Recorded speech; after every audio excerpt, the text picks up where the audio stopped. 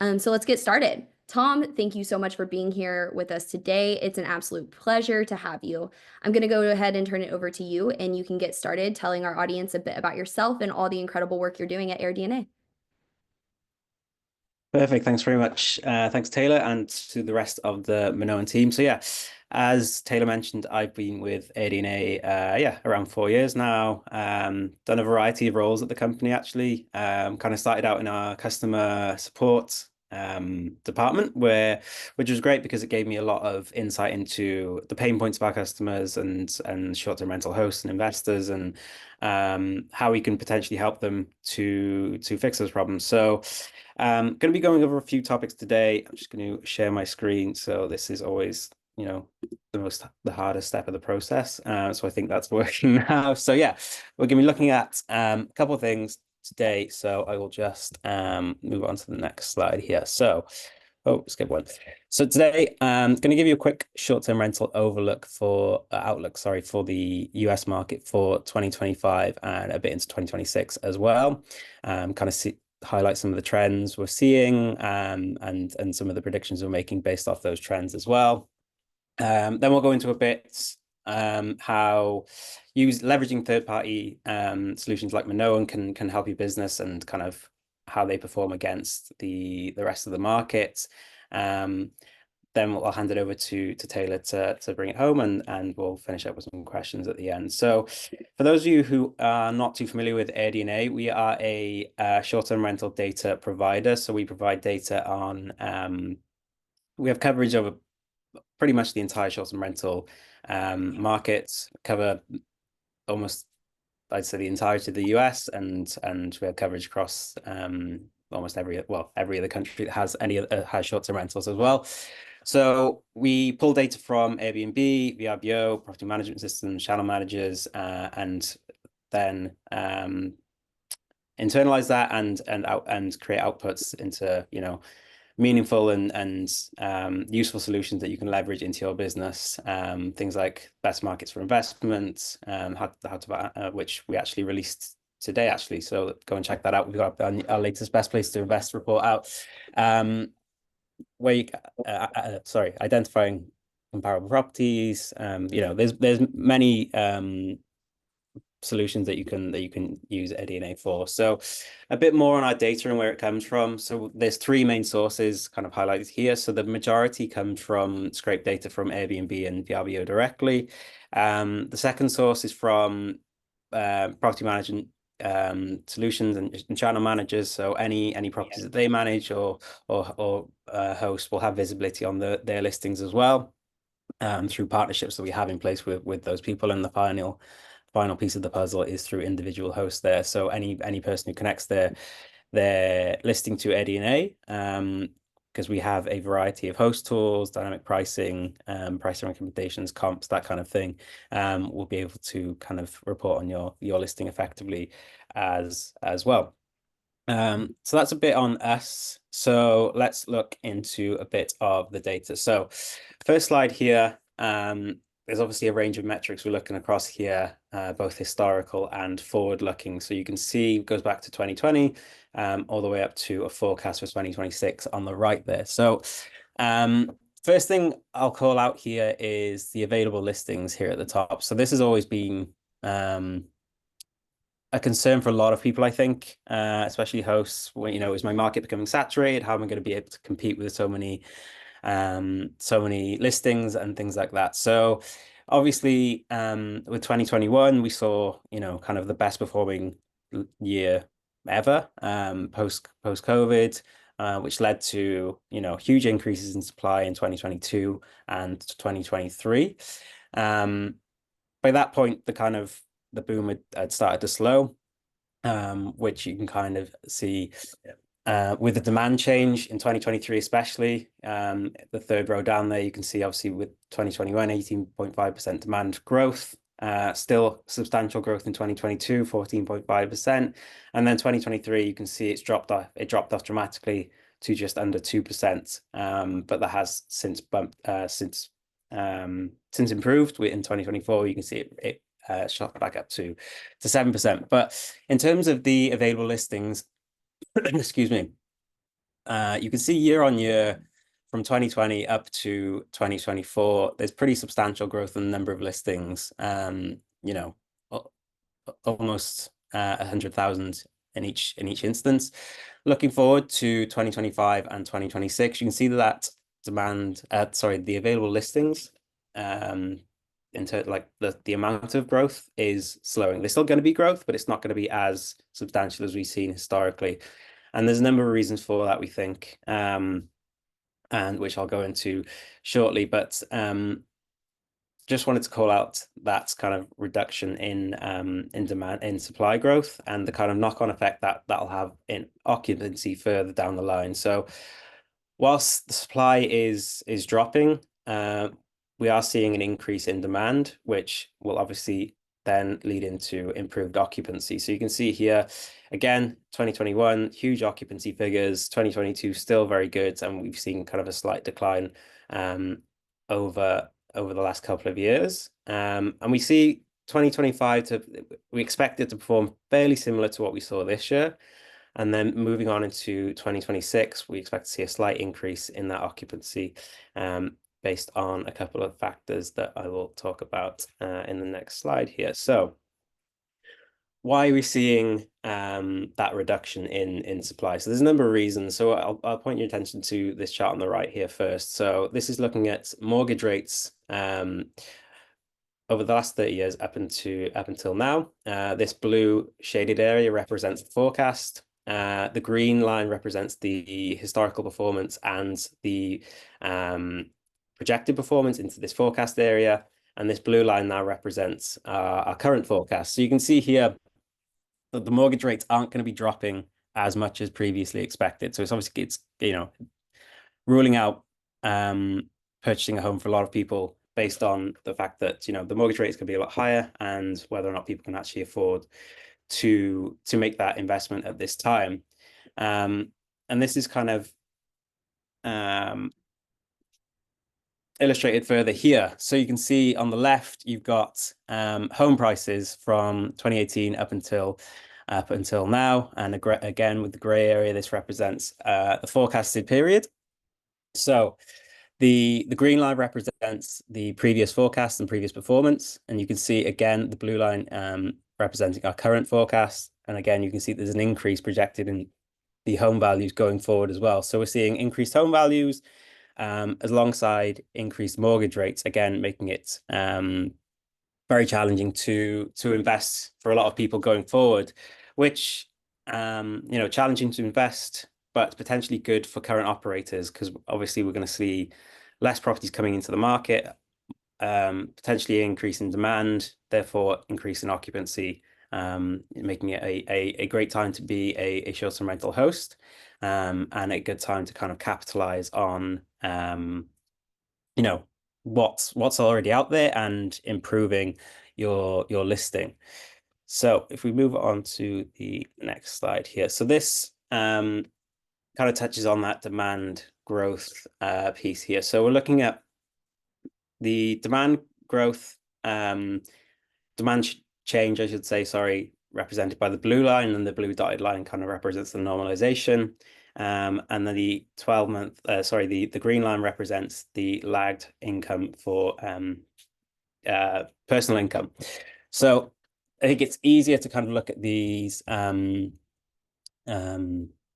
sections at the top here, where we've kind of broken out by year. So you can see 2023, there was an increase in demand by 1.8% and a reduction in lagged income. So we're seeing that incomes are growing and they're continuing to grow, but the lagged income means that people are booking further in advance. So there's more bookings coming for future dates, but current dates are, for the next 2 quarters, we're looking at less demand than we are potentially for the summer months.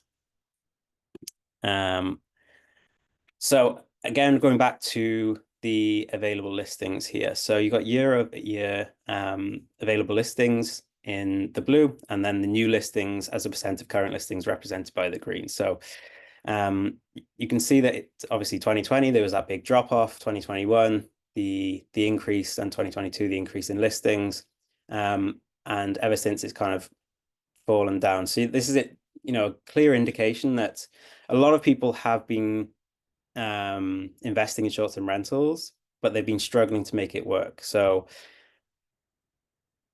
I think 2023 and perhaps 2024 especially were kind of seen as years that were returning to normalization, and a lot of people were using the word volatile, which I don't think was particularly accurate, but I think that normalization piece is a lot more kind of consistent with what we've seen. So um, the with international travel reopening, a lot more people were deciding to travel outside the US, whereas in 2021, you kind of limited with your options in where you could travel.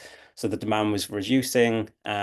People who were kind of fairly new to short-term rentals, who possibly weren't operating before COVID, just saw it as potentially a golden ticket, if you like, and just jacked up their prices based on what they saw in 2021.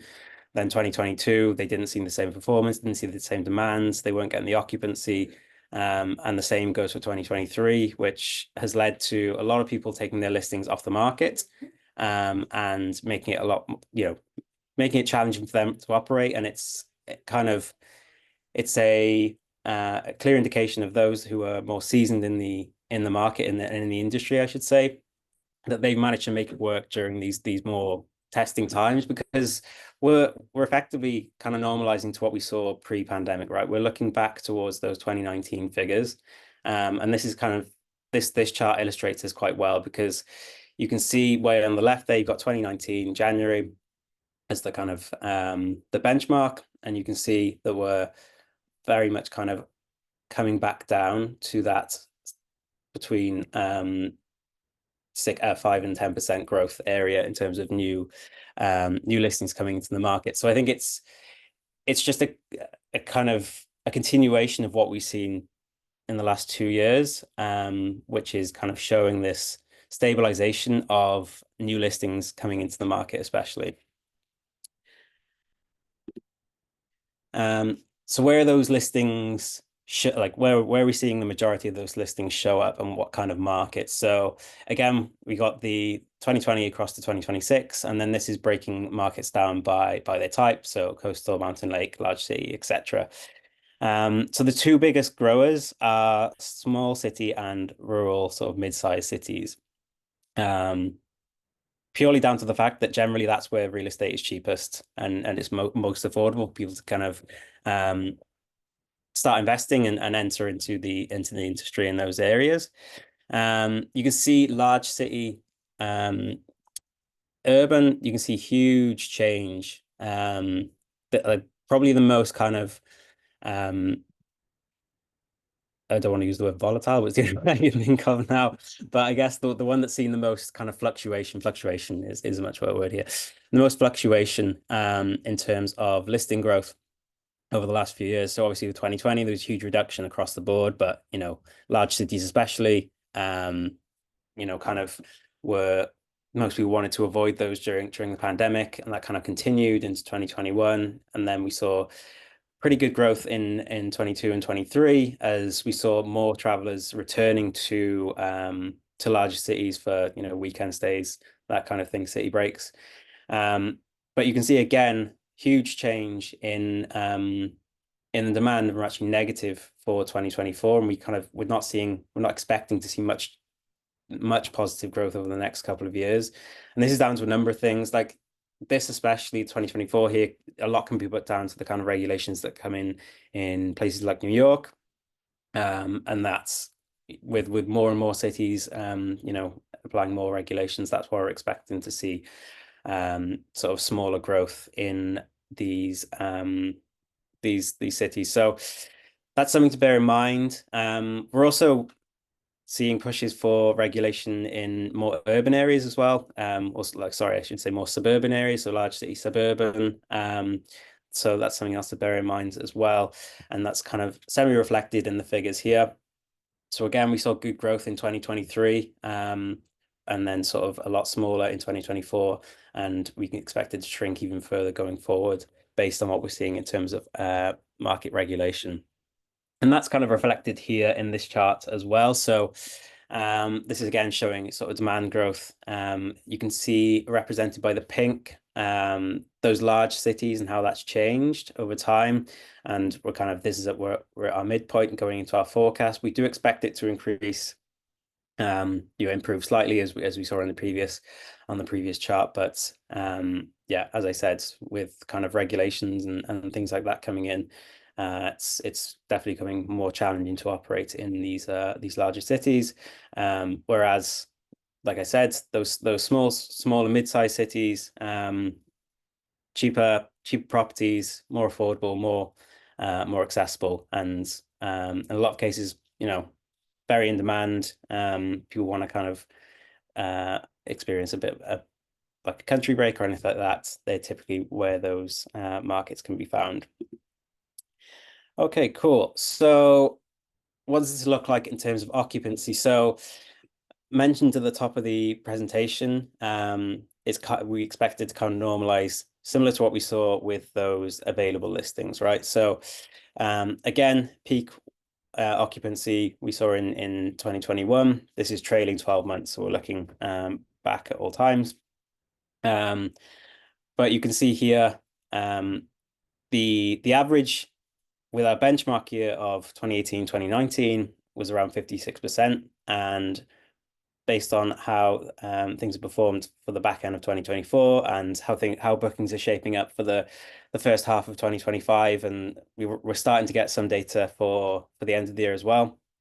It's looking like we're going to start to see that kind of pick back up to around that 55, 56% mark going forward for the rest of the US. So it's a positive outlook for a lot of hosts, I think. And it's, I'm not saying it's the worst time to invest. I don't think there's ever really a terrible time to invest in short-term rentals. I think you just need to be a lot more diligent with, your choice of markets, and make sure you're doing all your due diligence on regulations in the area, especially as well. So that's our market overview. So now I just wanted to focus on some specific markets and some specific properties in those markets, and their performance. So I'm just going to quickly jump over to the AirDNA app. I'm just hoping this will work. I'm just going to sorry, Taylor, can you see the app on my screen, or is it still showing the presentation? See the app, it looks great. Perfect. Okay, thank you. Sorry, I realized I didn't check that before we started. Perils of webinars.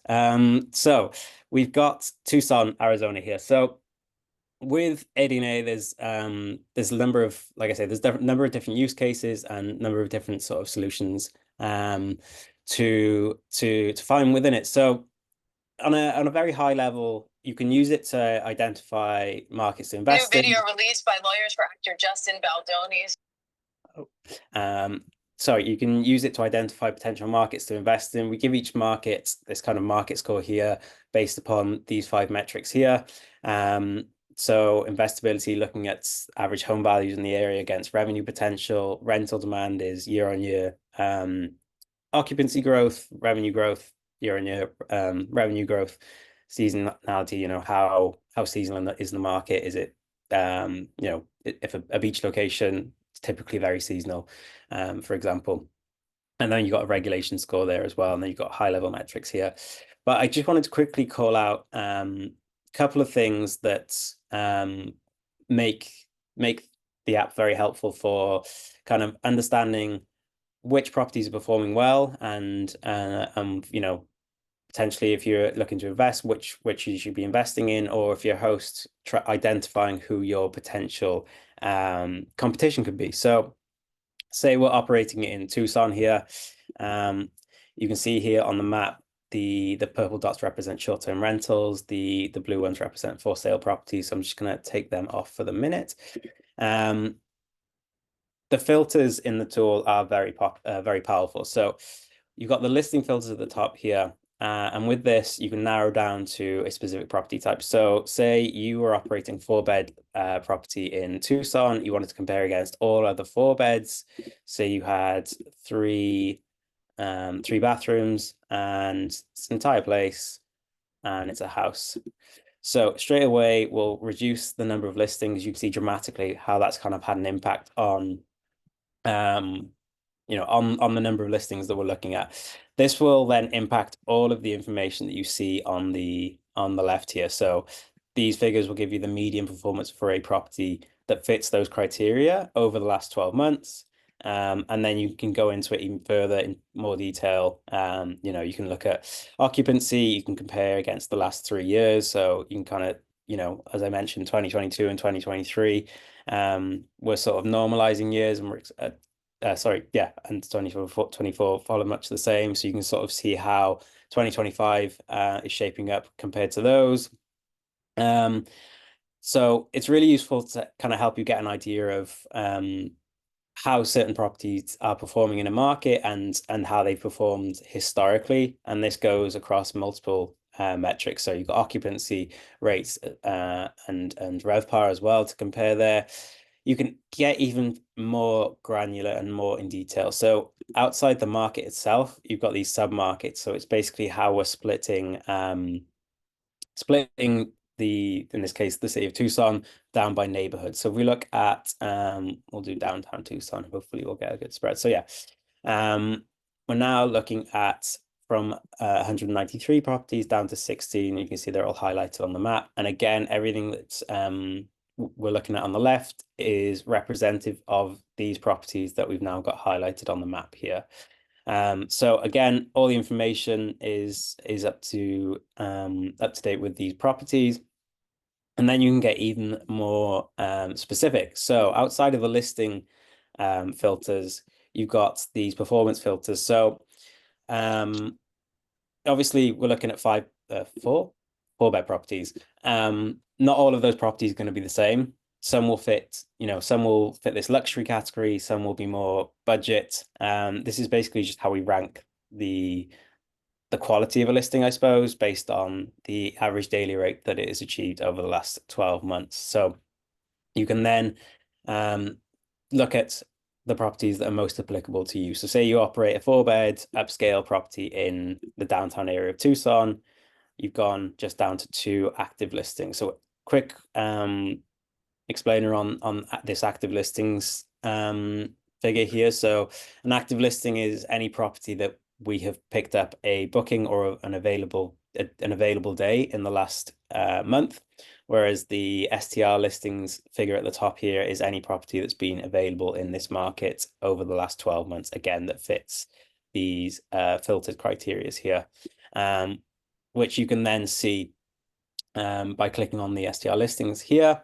and this will give you the performance for this individual property over the last 12 months. So you can see how many days available it was, the revenue it generated in that time, and the occupancy. So in this case, this property was occupied 50% of 254 days, so booked 127 days over the last 12 months, generating just under $50,000 in revenue at an average daily rate of $411.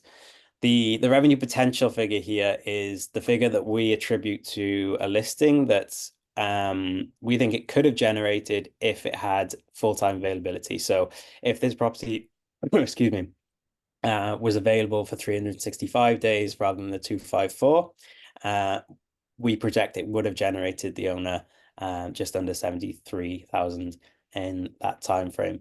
So that's kind of the benefits of filters. It can, take you from a very wide angle of looking at an entire market, right down to individual properties. And you can go even further with the amenities here. So you can filter by properties that have hot tubs, pools. So we can do that. And this will probably we'll see if, So now we're just down to 2 from a market of, if we go back to Tucson overall and clear the filters,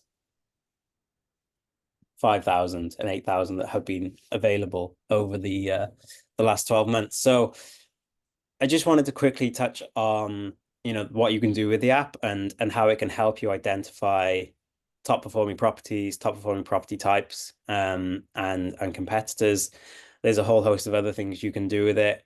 You know, one quick thing I will just touch on, which I think is a really useful one, is just sort of identifying supply versus demand in the market. So in this chart here, you've got how many listings, how many bedrooms did listings have? So it's basically just breaking down the market by number of bedrooms, and you got the total number available in that month at the bottom there. So you can see in June of last year, there was 4,200 listings available to be booked in that month. You can see the lion's share is, one bedroom listings, to, as you'd expect, the higher you go in terms of bedroom count, the lower the number of available listings, which, the obvious answer there is cost of properties, and that's why there's less of them. But it could also be a demand issue as well. So if we'll do a quick example. So if you were thinking about investing in a 4-bed property in this market, you would want to get an idea of how demand was meeting supply for that category. So we do the filter again, just 4-bed properties. Again, look at June, you can see there's 509 available to be booked in that month. If we then scroll down to the demand, how does that change over time, chart here, you can see that of those 509, 397 received at least one booking during that month.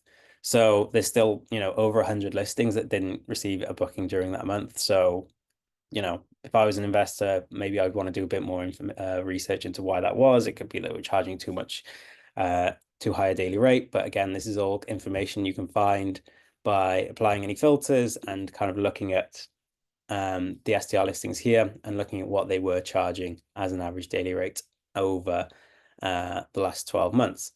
So with that, I will go back to our presentation here. So looking at Tucson, so we're going to be looking at some specific properties from Minoan in the presentation here. So I've applied filters. Previously, I applied filters and got some data from the app to look at the market performance for comparable properties.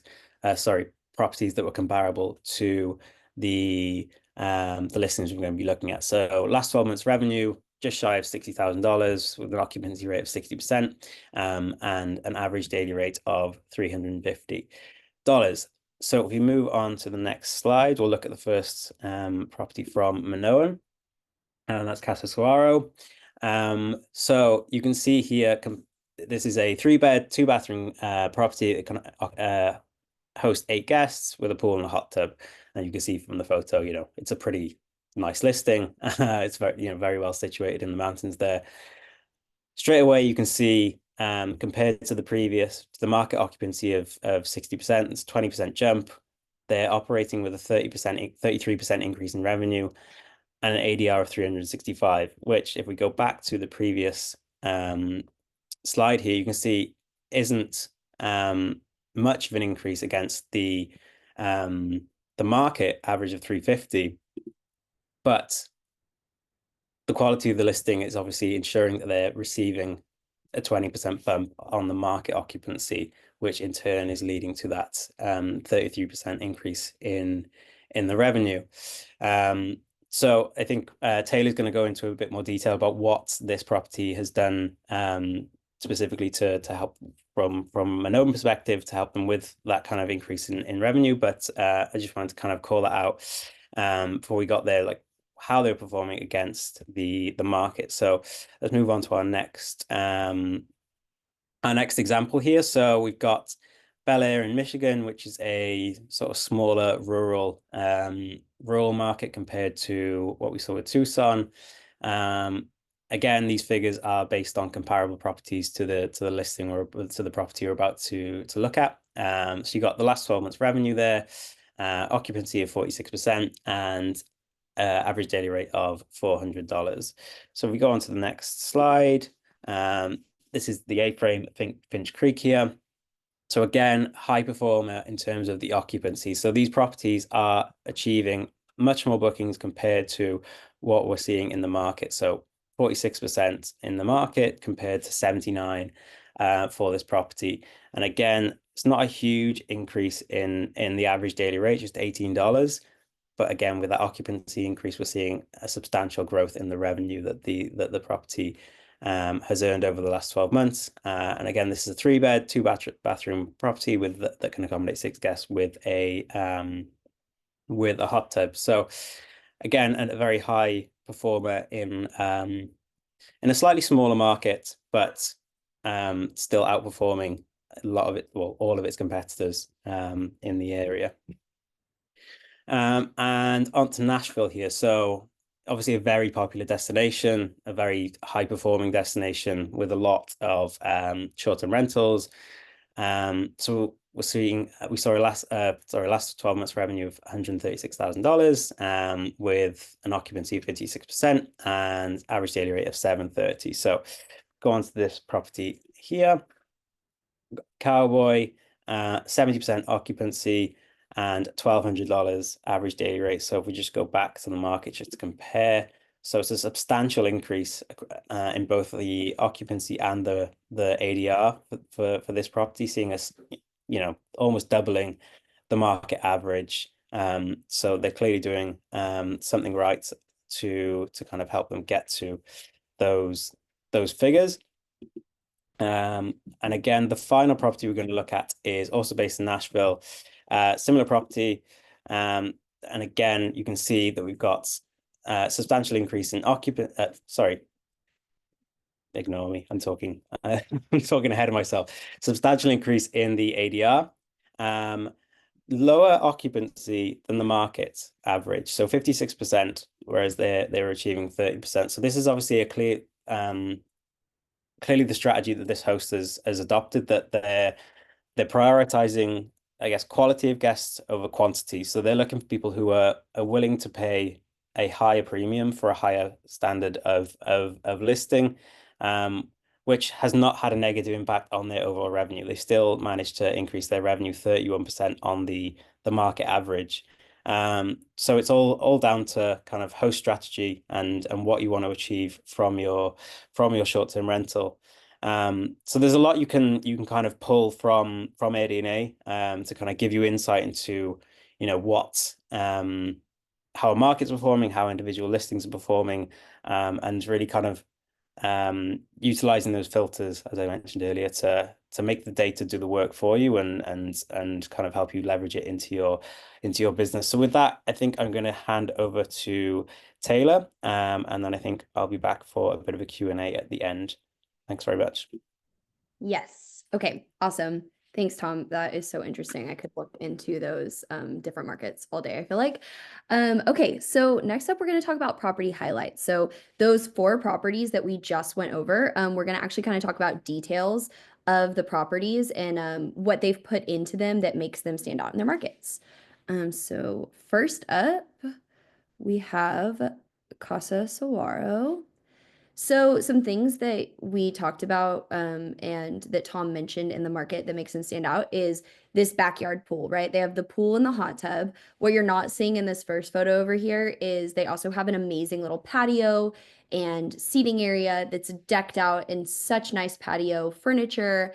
So that is, especially for their market, a must, right, with Tucson, Arizona.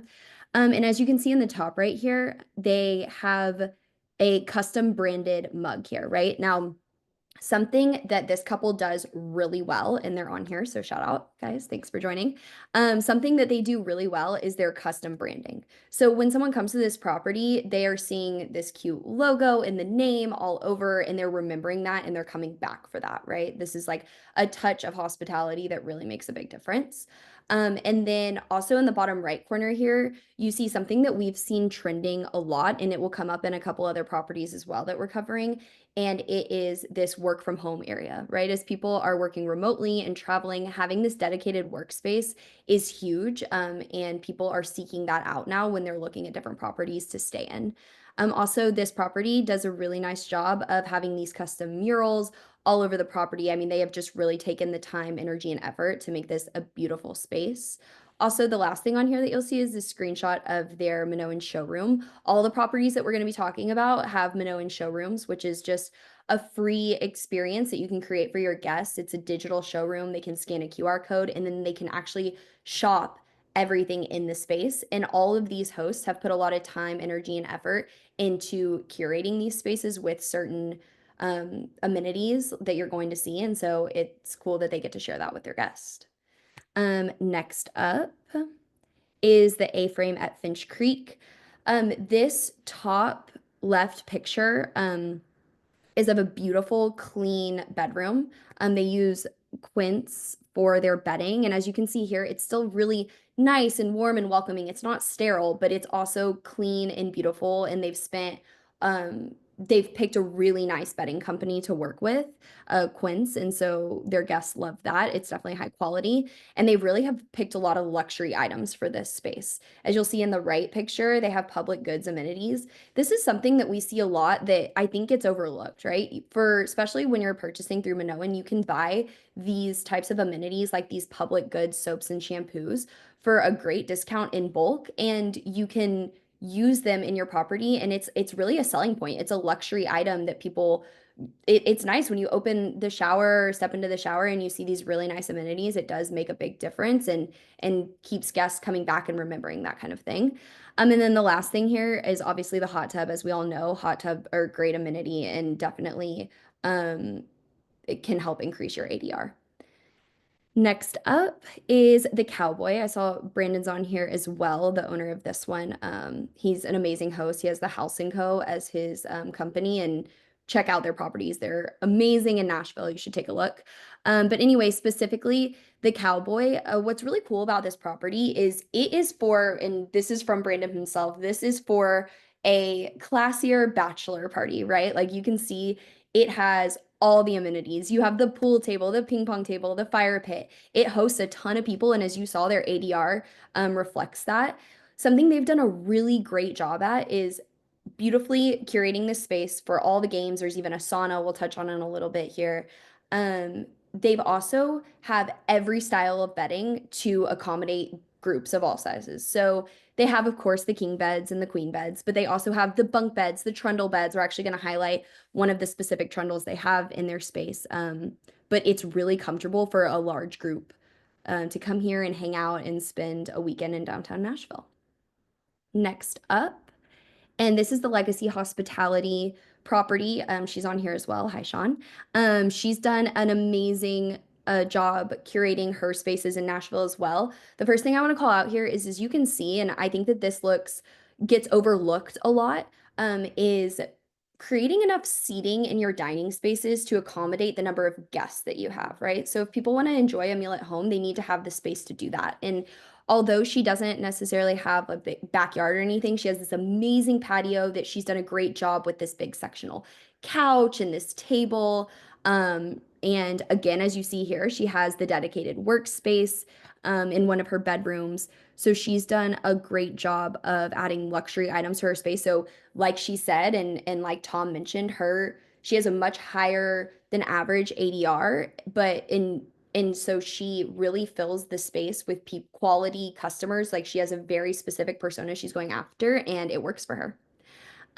Okay, so now we're going to dive into the products, a bit more detail into the products that are in these spaces. So in Casa Saguaro, the first thing is these California Designed In sheets. I know I mentioned Quince, and we'll talk about those too, but California Designed In is another amazing company that we work with. I personally use these sheets in my short-term rental, and we get amazing reviews from them. They're a great price. People love them, and we see a ton of hosts just rave about these sheets. Casa Saguaro uses them. They also use Society 6 for art, which I think is a really cool company if you're not familiar with them. You can get custom, or you can get local prints, right? So it's cool because they can add a touch of Tucson here in their space, and Society 6 is cool. It has all sorts of designs and prints and everything from pillows to whatever you can imagine with cool prints on it. And then also they have the quince blanket. This blanket is really popular and it is really luxurious and people love it. And it's a good way. It comes in a ton of colors. It's a good way to add a bit of luxury to your bedding, and kind of break up the white sheets. And then these porch swings, like I said, they have an amazing outdoor space that draws people in to their property. And this Wayfair porch swing we see in a few properties, and it's so fun and cozy. So love that. Okay, next up is the A-frame at Finch Creek. I'm sure a lot of you guys have seen these Samsung Frame TVs. Minoan members actually do get a discount on them. They're so fun, and it's a cool way to not have the TV be the center of attention in your space. And you can put a beautiful photo on there, and it looks like a piece of artwork. The cowboy actually has this in their property as well in their living room. And I love those Samsung Frame TVs. I think they're really cool. You can even pick the different frame to go on the outside. A-frame at Finch Creek was the photo that I showed that had the beautiful bedroom. And I mentioned that they had the quince bed sheets. So that's definitely a luxury bed brand, and people just rave about them. I also mentioned the Public Good body wash, another nice luxury amenity. There are other options besides Public Goods, but people do love like the clean aesthetic of Public Goods. And then we have the Ecobee thermostat. It's easy to use. And I mean, a thermostat seems kind of like a silly touch, but it's super easy to use. And also it's nice that you can control it Bluetooth. So as all of us hosts know, sometimes that is necessary, especially if you're not able to be there all the time.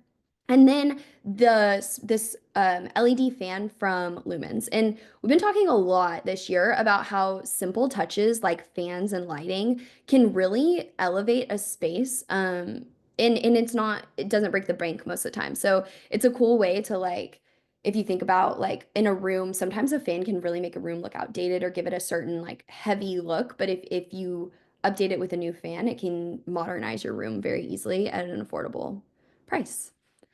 Okay, next up is the cowboy. So like I mentioned, there's that one of those trundle beds that they had. Like I said, they also have some bunk beds and stuff, but I thought this trundle from Wayfair was really luxurious looking, and it's cool because it does give you can have the day bed look, or you can add 2 extra heads and beds there. So that's nice. Also the saunas are a huge amenity that we've been seeing pop up. They're really fun. And it's a cool way to add to your ADR for sure. Same with the poker table, like I said, you saw in there, they had all the games, the ping pong, pool, everything perfect for that big group to come and hang out all weekend. They also have the Samsung frame in their living room, but another Samsung TV that we also get a discount on through Minoan. And then Balta rugs. I feel like Balta is not a super well-known brand, but they have really fun prints and patterns and great pricing on Balta. So highly recommend checking out Balta rugs. Next up, lastly, we have the Legacy Hospitality Home, and that other one in downtown Nashville. She's done a great job of really adding those luxury touches. Like you can see here, that Crate and Barrel, all of her dishes are from Crate and Barrel. They're beautiful, they're high quality, and definitely her reviews reflect that. Same, like I mentioned, that writing desk, that's a simple desk, but it really does add that nice amenity of having a dedicated workspace for travelers. Also, I love a fake plant in your space. It's low upkeep and it adds really nice greenery. It adds that like warm, welcoming feeling. And then kind of like I was mentioning with the fan, this chandelier is a nice, affordable way to really upgrade a space, add a nice design element touch, for not a ton of heavy lifting, or it's not a big price. So those are really all of the highlights that I wanted to call out. Like I said, they all have the Minoan showrooms. So you can actually shop all of their spaces. It's a really fun way to get your guests involved in all of the decisions you've made for your property. Okay, and now questions for me and Tom. I saw some come through in the chat. Let's see here. I think one of the first things I saw, and you touched on this a bit, Tom, was people were asking, do we feel like some of those regulations in cities have had an effect? Like, how much of an impact have the huge closures of Airbnbs in New York and stuff had an impact on some of those bigger numbers? Yeah, I mean, New York's an interesting one because the the regulations that they brought in there had such an impact on sort of the performance of large cities in the US that it dramatically impacted the entire outlook for that kind of category in the entirety of the country. What we did see from it was a couple of interesting things, and one I guess fairly obvious was the like a huge increase in the number of available listings in areas like New Jersey and surrounding New York. The other side effect of it was the people that could still host, that kind of could still operate within those regulations in New York itself, increased their ADR exponentially. And people were still booking it because they wanted to stay in New York. The other side effect is, again, I guess an obvious one, is just the push from short-term rental stays to more traditional hotel stays in the city. So it's an interesting one, and yeah, I think it's something we're going to have to deal with more and more going forward. Like especially in Europe, there's a lot more regulation coming in places like Edinburgh, Amsterdam, Barcelona. Which Barcelona is an interesting one.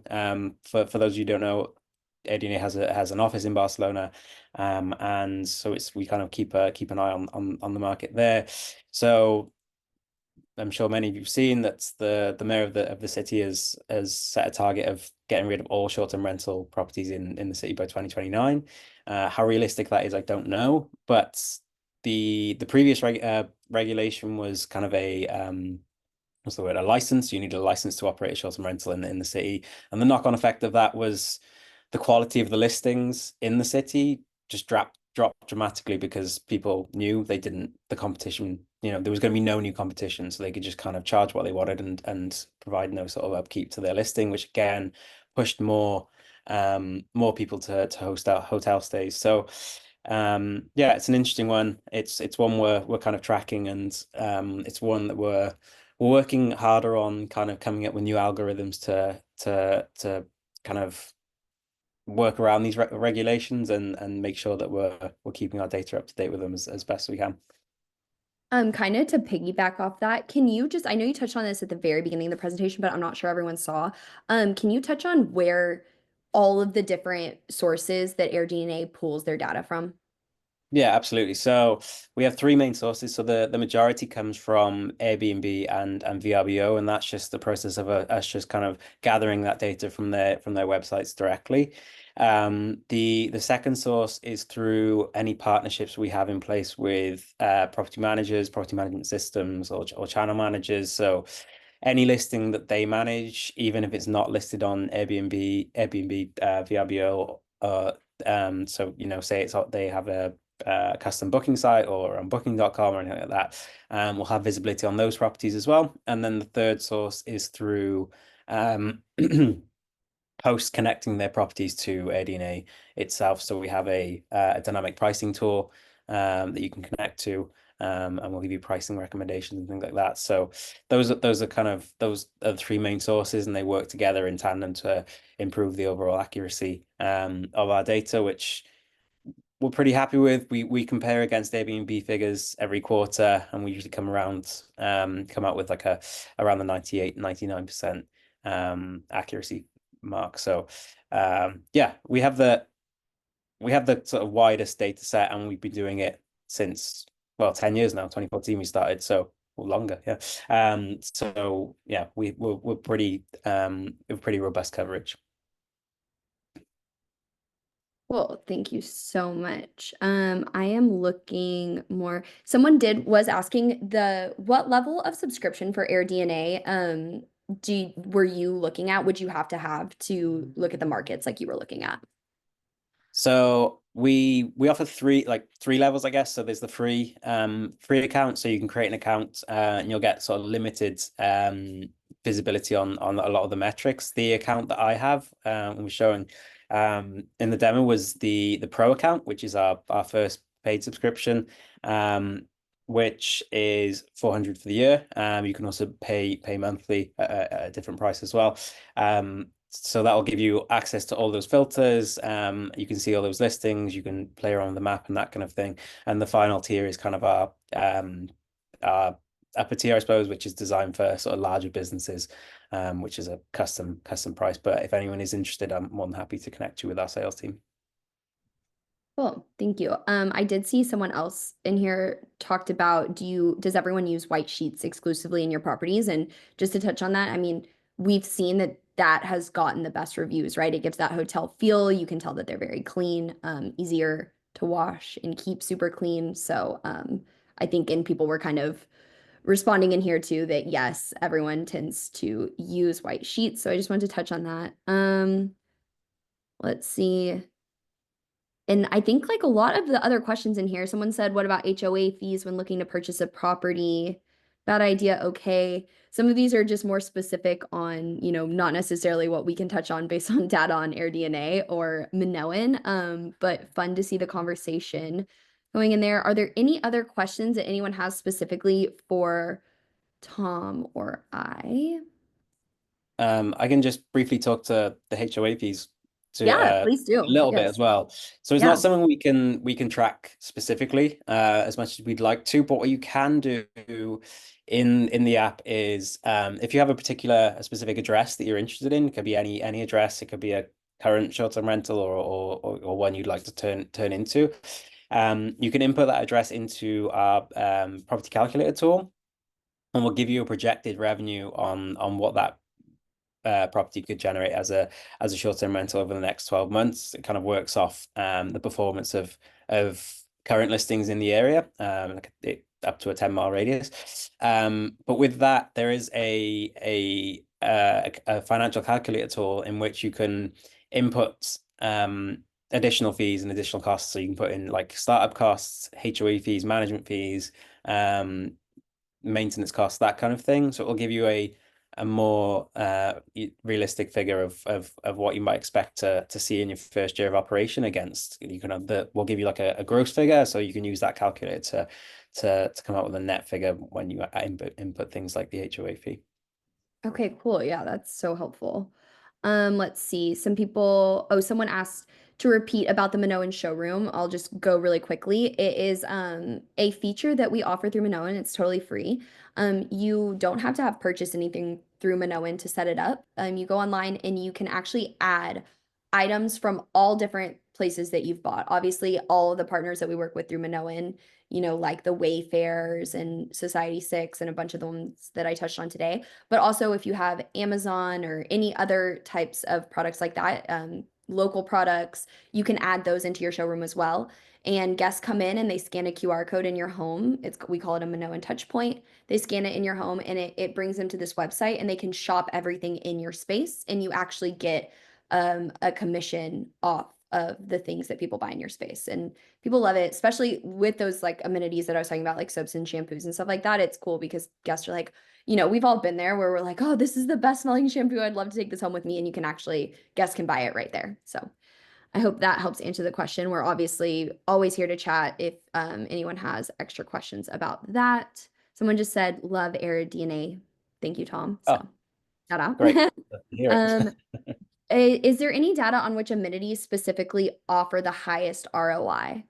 AirDNA does not pull that, well, I guess you can filter through like pools and hot tubs and stuff like that, right? Yeah, so there's nothing you can't like I guess there's no way of kind of like pulling up a list of, with a pool you'll make X amount more revenue. But what you can do is, first of all, on that sort of first page that when you log in, there'll be a amenity by percentage kind of chart, and that shows for example, like Wi-Fi. 100% of the listings in this market have Wi-Fi, and then you can scroll down and see, what the smallest percentage of amenity is. So, 5% have a hot tub, for example. So with that, you can kind of get an idea of what type of market is and where there might be, a gap in the market, I suppose. And the other thing you can then do is, using the amenity filters that I showed you earlier, is just look at properties with hot tubs versus properties without, and then you can kind of see the median sort of revenue for those listings. So it's not, there's no sort of direct way of doing it, but you can still get that information. And the other thing you can do, which I didn't show, is you can export all of the information from the app itself into a CSV. So, you could just create a table where you can build that comparison. Awesome. Okay, and then the last question, because we're about out of time here, is when was the cutoff for the data versus the forecasting that you were showing? And how up to date is the data on AirDNA? So I'll answer the last part first. So we update the app every we update different areas at different times, but on the whole, it's every week. And then there's certain charts we update daily because it's pulling forward-looking information, so it's looking at future bookings. So we update that one daily, but on the whole, the majority is updated each week. And then in terms of the information I was showing at the start, it was slightly out of date. That deck was from December. We haven't updated it for this month yet, so that was why the forecast was by 2024, because we were still kind of bringing in a lot of information for that year. So yeah, the cutoff for that was end of November, so early December. So yeah, we're sort of a month behind, but I had a look today at the metrics, and it is tracking to what we were predicting. So even though, yeah, we were a month or so behind, it's still kind of performing as the deck showed.